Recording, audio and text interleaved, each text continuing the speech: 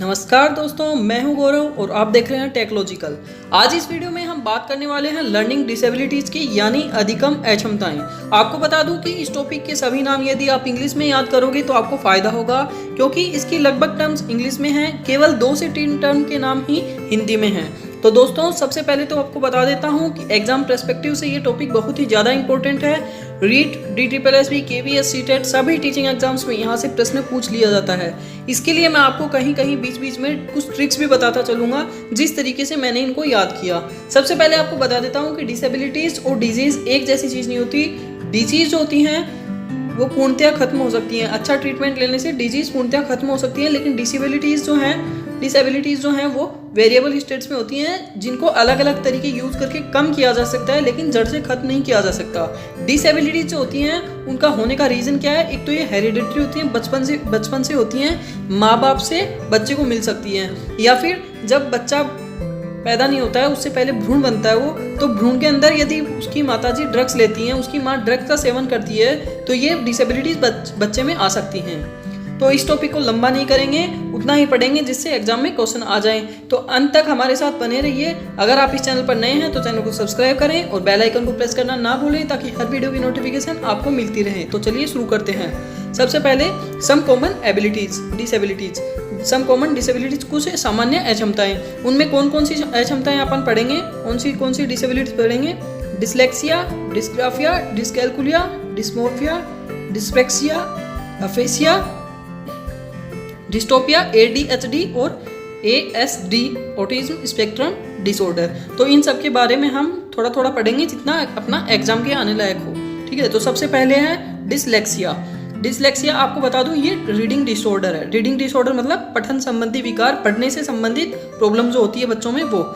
जैसे कि ये एक बच्चा है, देखो ये वर्ड जो लिखा है इसको क्या क्या पढ़ ले रहा है। ठीक है, इसने वर्ड लिखा हुआ है और ये पता नहीं क्या क्या पढ़ रहा है इसको, तो ये पढ़ने से संबंधित प्रॉब्लम है। तो आपको इसकी एक ट्रिक बता देता हूँ। लेक्सिया जो है ये लर्निंग से बना है, और लर्निंग अपन कब करते हैं? सीखते कब है? पढ़ेंगे तभी तो सीखेंगे ना, पढ़ना। ठीक है, तो ये पढ़ने से संबंधित हो गया, पठन से संबंधित हो गया। इसमें क्या होता है, बच्चा B और D में फर्क नहीं पहचान पाता। ठीक है, ये B लिखा हुआ है या D लिखा है, D को B पढ़ लेता है, या फिर पै और फै, इनमें भी फर्क नहीं कर पाता। पै को फै पढ़ लेता है, फै को पै पढ़ लेता है। तो ऐसी जो दिक्कत आती है पढ़ने से संबंधित, वो किस में आती है? डिसलेक्सिया में। नेक्स्ट है डिसग्राफिया। डिसग्राफिया में क्या होता है? ये है राइटिंग डिसऑर्डर, यानी लेखन संबंधी विकार। इसमें बच्चा सही से लिख नहीं पाता है। ठीक है, जैसे यहाँ पे इसने लिखा हुआ है ये DYSGRA, P को क्या लिखा हुआ है? Q लिखा हुआ है। ये देखिए Q ऐसे लिखा हुआ है और P ऐसे लिखा जाता है। और यहाँ पे देखो ये सही लिख दिया, ये सही लिख दिया, फिर A को इसने अचानक ही बड़ा कर दिया। ठीक है, और Y है, यहाँ पे देखिए ये Y है, Y को लिखते कैसे हैं? ऐसे लिखते हैं, और इसने कैसे लिख दिया? Y को ऐसे लिख दिया।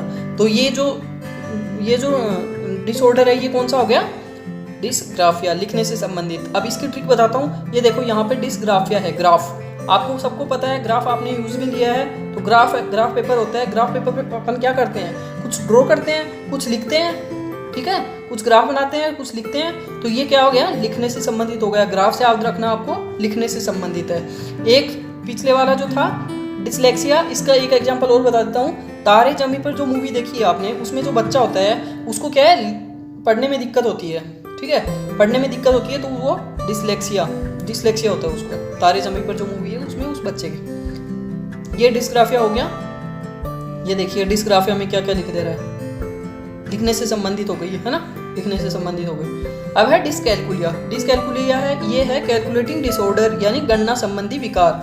ये देखिए इसको गणना नहीं करनी आ रही इस बच्चे को। ये देखो कैसे बावला सा हो गया है ना। और ये देखो 1 + 2 = 5, 3 + 4 = 10, 5 + 2 = 2। ये इसमें समझ में नहीं आ रहा इसको क्या करना है क्या नहीं करना।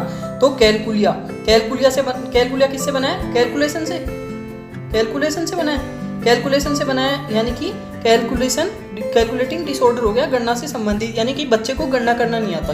तो ये एक तरह से मैथ्स का डिसऑर्डर भी हो गया, मैथ्स में होने वाली प्रॉब्लम। ठीक है, बच्चों को जिनको मैथ्स में प्रॉब्लम आती है। नेक्स्ट है डिस्मोर्फिया।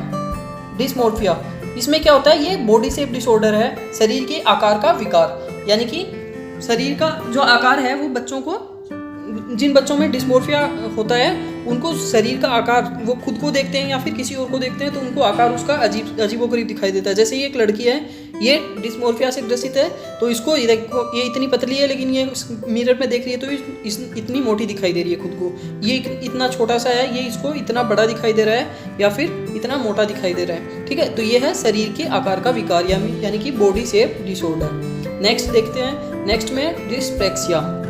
यह है disability related to movement of organs, शरीर के अंगों के संचालन संबंधी विकार, यानी कि शरीर के अंगों का संचालन है वो सही से नहीं हो पाता।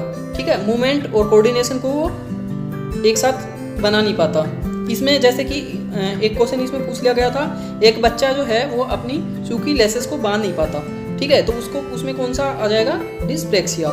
एक बच्चा है जो अपनी शर्ट के जो बटन है उनको प्रॉपर वे में बंद नहीं कर पाता, ऊपर नीचे कर देता है। जैसे ये साइड का एक हिस्सा है, ये शर्ट का दूसरा हिस्सा हो गया। ठीक है, ये ऊपर नीचे हो जाता है ना, तो ये किस में आ जाएगा, डिस्प्रेक्सिया में। ऐसा क्वेश्चन आया हुआ है, ये दोनों क्वेश्चन एग्जाम में पूछे गए हैं। ठीक है, तो उसमें करना है अपन को डिस्प्रेक्सिया। अब है अफेसिया। अफेसिया में क्या होता है, स्पीकिंग डिसऑर्डर होता है, बोलने से संबंधित विकार, यानी कि अच्छे से बोल नहीं पाता, प्रोनाउंस नहीं कर पाता, अच्छे से अपनी बातों को कह नहीं पाता, तो ये हो जाएगा अफेसिया। अफेसिया जो बोलने से संबंधित है। अब नेक्स्ट है dystopia. Dystopia disorder related to imagination, बच्चा इमेजिनेशन करता रहता है, एनी टाइम कल्पना करता रहता है, कल्पना संबंधी विकार। जैसे कोई बच्चा है वो सोच ले कि यार डायनासोर होते हैं, है ना, डायनासोर आ जाएंगे, फिर उसको डर लगने लग जाता है। कोई बच्चा सुपर हीरो की मूवी देख लेता है तो वो देखता है कि यार अपने पास भी ऐसी शक्ति हो। ठीक है, तो ये क्या ऐसे बच्चे होते हैं ना, वो जब अपन छोटे थे अपन शक्तिमान देखते थे तो हम लोग भी सोचा करते थे कि ऐसी पावर हमारे पास आ जाए, लेकिन बड़े हो गए तो अपन ये सब चीज़ें भूल जाते हैं। ठीक है, दिमाग से निकल जाती है कि ऐसी कोई चीज़ नहीं होती, एग्जिस्ट ही नहीं करती। लेकिन जिन बच्चों में डिस्टोपिया होता है तो वो क्या करते हैं, वो इन चीज़ों को भुला नहीं पाते, वो इमेजिनेशन में जीते रहते हैं। ठीक है, तो ये है कल्पना संबंधी विकार। नेक्स्ट है ADHD। सबसे पहले तो इसकी जो फुल फॉर्म है वो याद करनी है, attention deficit hyper active disorder, ध्यान लगने की कमी और एक जगह नहीं बैठने का विकार। अटेंशन का मतलब हो गया ध्यान लगना, डेफिसिट का मतलब हो गया कमी, हाइपर एक्टिव का मतलब हो गया जो एकदम से एक्टिव रहता है, और डिसऑर्डर का मतलब हो गया विकार। तो एक बच्चा जो ऐसा है जिसको ध्यान लगने में कमी हो रही है, यानी कि उसको पढ़ा रहे हैं तो वो बाहर की तरफ देख रहा है, खेल में ध्यान है उसका, खेलने को बोल रहे हैं तो वो कुछ और सोचने लग जाता है। ठीक है, सोने के लिए बोलते हैं तो वो खेलने लग जाता है, खेलने के लिए बोलते हैं तो वो सोने की बोलता है, पढ़ने के लिए बोलते हैं तो वो खाने की बोलता है, खाने की बोलते हैं तो वो सोने की बोलता है, और इधर उधर भागता रहता है, एक जगह बैठता नहीं है। ठीक है, तो ये हो जाएगा attention deficit hyper active disorder ADHD। अब नेक्स्ट आता है, नेक्स्ट है ये ऑटिज्म स्पेक्ट्रम डिसऑर्डर ASD। इसको हिंदी में बोलते हैं स्वलीनता वर्णक्रम विकार या आत्मविमोह।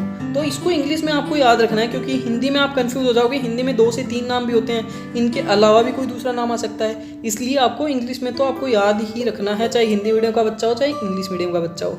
ये जो ऑटिज्म स्पेक्ट्रम डिसऑर्डर है, ये अम्ब्रेला डिसऑर्डर भी बोलते हैं। इसको अम्ब्रेला डिसऑर्डर इसलिए बोलते हैं क्योंकि ये इसमें काफ़ी डिसऑर्डर मिलके ये एक डिसऑर्डर का निर्माण करता है। ठीक है, इसमें जैसे बच्चा जो होता है वो सामने वाले से आंखें नहीं मिला पाता। ठीक है, आंखें नहीं मिला पाता। दूसरा, वो अकेले रहना पसंद करता है, अकेलापन। ठीक है, इंट्रोवर्ट, एक्सट्रोवर्ट नहीं होता, इंट्रोवर्ट होता है। ठीक है, बहिर्मुखी नहीं होता, अंतर्मुखी होता है। तो ये हो जाता है ऑटिज्म स्पेक्ट्रम डिसऑर्डर। अब आगे हम देखते हैं कुछ एग्जाम्स में आए हुए क्वेश्चंस। तो ये एक क्वेश्चन आया हुआ है, ये है रीट एग्जाम का। रीट एग्जाम जो 2017 में हुई थी, 2017 में हुई थी, 11 फरवरी 2018 को एग्ज़ाम थी। लेकिन ये जो भर्ती थी ये कौन सी थी, 2017 की थी। और इसमें सेट ई का पेज नंबर 5 पे क्वेश्चन नंबर 9। ठीक है, आप चेक कर लेना, आपके पास पेपर हो तो। रीट 2017 में सेट ई में पेज नंबर 5 पे आया था ये क्वेश्चन। तो इसको सोल्व करते हैं।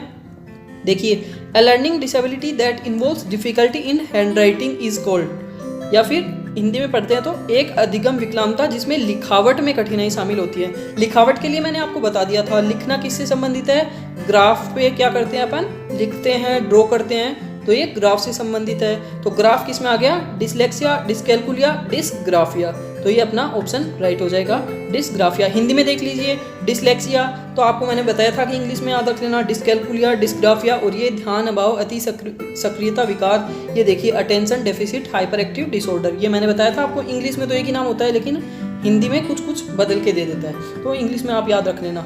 ये आपको बताया था ADHD वाला, मैंने सेकंड लास्ट जो बताया था वो ये था, ठीक है। तो इसका आंसर हो जाएगा डिस्ग्राफिया। नेक्स्ट है, ये क्वेश्चन जो आया था ये आया था सीटेट में, ये आया था सीटेट में 2016 में, ये था सेट एस का क्वेश्चन, ठीक है। पेज नंबर 6, क्वेश्चन नंबर 16, ये 16 है, ठीक है, क्वेश्चन नंबर 16 पेज नंबर 6 पे। तो इसको सॉल्यूशन देखते हैं। A child with normal intelligence shows difficulty in reading, क्या बोल रहा है ये देखिए, पहली लाइन से ही आपका आंसर आ जाएगा। रीडिंग, आगे पढ़ने की जरूरत ही नहीं है, पढ़ने में समझने में कठिनाई प्रदर्शित करता है पढ़ने में। तो पढ़ने के लिए, रीडिंग के लिए मैंने बताया था, पढ़ना किससे है, लर्निंग करेंगे। लर्निंग क्या होता है, सीखना होता है। तो सीखेंगे कब, जब पढ़ेंगे तब। तो ये पढ़ना किससे आ गया, लर्निंग से आ गया। लर्निंग का मतलब डिसलेक्सिया से, ठीक है, डिसलेक्सिया से। तो ये यहाँ पे इस बच्चे ने रॉन्ग किया हुआ है, ये इसने सेकंड नंबर पे डिस्प्रेक्सिया को सही कर रखा है, जो कि इसका आंसर गलत है। इसका आंसर आएगा ये थर्ड वाला डिसलेक्सिया। देखो हिंदी मीडियम वाला ये जो है इसमें सही कर रखा है डिसलेक्सिया, पठन अक्षमता डिसलेक्सिया, ठीक है। तो ये 2 क्वेश्चन जो है ये प्रीवियस एग्जाम में आए हुए हैं। इसी के साथ हमारा सेशन पूरा होता है। Thank you for watching this video. अगर आपको वीडियो पसंद आई हो तो वीडियो को लाइक करें और ज़्यादा से ज़्यादा शेयर करें। Thank you.